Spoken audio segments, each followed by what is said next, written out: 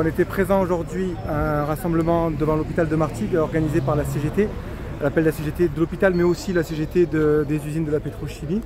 Un rassemblement dans lequel est intervenu notre camarade Michel Roussel, qui est animateur de groupe d'action de la France Insoumise mais également médecin hospitalier, et il a rappelé les quatre, si vous voulez, les quatre grandes revendications qui sont dans le programme porté par la NUPES et qu'il faut absolument défendre. La première, c'est la fin de la tarification à l'acte. Voilà.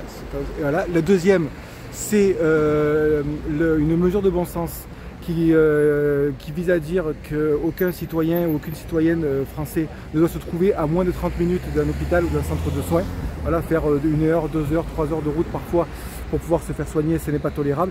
La troisième mesure, c'est un plan de recrutement massif de personnel soignant, de toutes disciplines confondues. Donc des mesures qui sont en fait qui contrebalancent une politique héritée de l'époque du numerus clausus, et qui aujourd'hui on voit il y a cette pénurie de médecins dramatique. Et pour y faire face, la quatrième mesure, c'est l'augmentation des salaires dans les services publics et notamment dans la fonction hospitalière.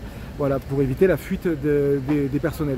Donc Michel a rappelé tout ça. Au revoir Michel, merci. Hein.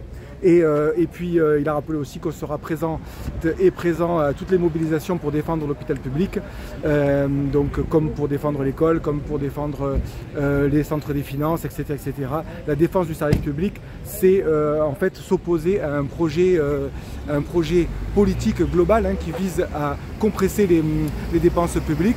Et pourquoi est-ce qu'il y a ces mesures d'économie financière, budgétaire?